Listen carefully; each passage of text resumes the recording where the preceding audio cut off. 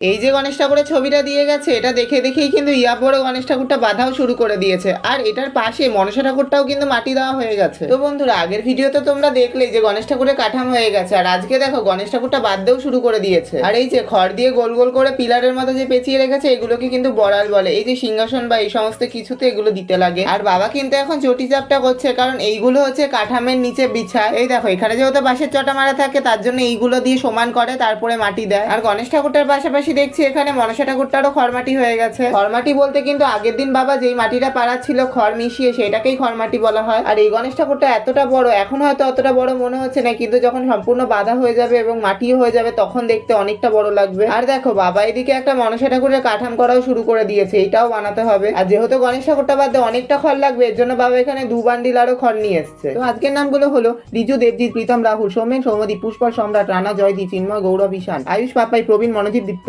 কেমন লাগলো আজকের ভিডিও জানিও। দেখা হচ্ছে কাল।